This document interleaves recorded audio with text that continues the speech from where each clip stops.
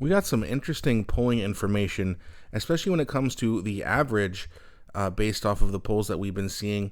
But before we do get into the average and the polls, please don't forget to like and subscribe, as it really helps grow the channel. I appreciate you guys so much for doing that. So the first one I want to look at here is Nanos polling.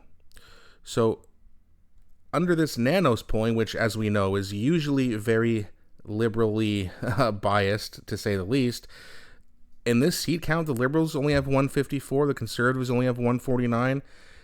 Still a liberal minority, but you see how the gap is closing, right? And that's the important thing, is that as Mark Carney continues to do absolutely nothing, you're continuing to see the polls shift here. So, you have a look at, Southern Ontario, Greater Toronto, like there's a little bit of a crack in the red Toronto wall. Nothing yet in Ottawa. You're not going to see it in Montreal. Halifax still red, but you're seeing more blue now than we saw just a few months ago. And again, remember, this is from Nanos, and Nanos always has the Liberals up. So again, it's not great that we're seeing the Liberals still ahead in some polls, but it is good that you're seeing the gap close really quickly. Now, that being said, a lot of people have said in the comment section, hey, I want a vote of non-confidence in November when the budget comes out. Well, the thing is, you don't want an election right now. And I know it's tough to be patient because we want Mark Carney gone, but the NDP doesn't have a leader yet. And there's still a lot of swing voters who think that Mark Carney is going to do the right thing and help restore the middle class, et cetera, et cetera, et cetera. We all know that's not true, but some people still believe it. So now I want to go up here and just look at, you see, this is the federal polling average. And you see here the gap was pretty big. Well, this is when this was the election result. And then both parties kind of just stayed the same. And then the Liberals started to take a bit of a lead. And now the gap is closing.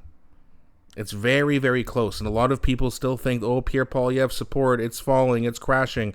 No, it's not. Even after losing the election, he is still very, very popular. He's still got a lot of support. He hasn't lost any of it. I know people were upset about the whole ostrich thing, but go watch Jasmine Lane's video on that. She kind of explains it very well. So, and just lastly here, I want to go over the political average. So the polling average, including all polls, according to Poilievre, which is run by the real Albanian Pat over on X. Go give him a follow. It's the Liberals, in BC, it's showing that the Conservatives will have 28 seats to the Liberals 10. Alberta, obviously a huge lead. The Prairies, huge lead. Ontario, and this is the problem, and Quebec, this is really the biggest problem we have right now for the Conservatives, is that they still have a lead here. Once this gap, they're probably going to still win Quebec, but the Bloc would be up to 27 seats in this average. So right now, I think they have 24, so that's a 3-seat gain for them, which takes away 3 seats from the Liberals. In Ontario, though, we still need to crack that red wall in Toronto a little bit more, especially in the Greater Toronto area, places like Burlington, Oakville. We need to turn those ridings blue as well and make this closer. And if it's closer, considering how big of a lead the Conservatives have out west, you could see a Conservative minority. Now, that being said, people say, well, Dan, is a minority government even good enough? In my opinion, it's not.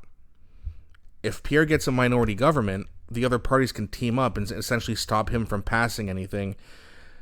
So it's tough to really get things done as a Conservative with a minority party, unless the Bloc were to team up with them.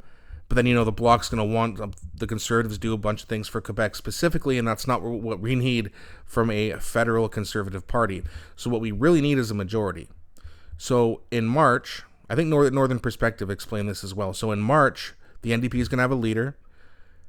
I don't know who it's going to be. Heather McPherson said she's running now, so maybe it's her. If it's a woman, that's a good thing because she's going to draw more female attention away from the Liberals, which is very good news for us, of course. And then I don't know what they're going to do about their money issues, but hopefully they can get some fundraising. And then if there's another budget or anything to do with money that comes up in Parliament, would the Liberals try to pass it? If it gets voted down, that's automatically a vote of non-confidence. So if the Liberals come in with some other budget or some other bill that has anything to do with money, if it doesn't pass, we go to an election. And that could happen, in my opinion, in the spring or summer. The NDP wants official party status back. The Bloc wants the seats they lost back. And obviously the Conservatives want to form government. And the Greens only have one seat right now.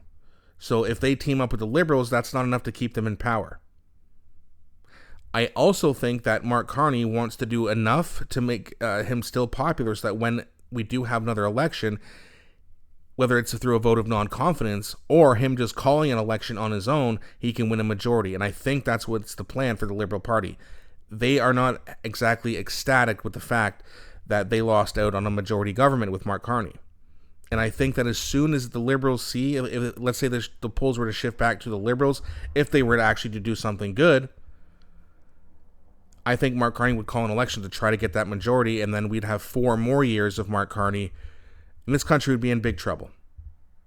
But the tide is shifting. It's a huge shift considering it's only been 6 months. We're just out of the honeymoon phase, and Pierre Poilievre's support is just as strong, if not stronger, than it was before.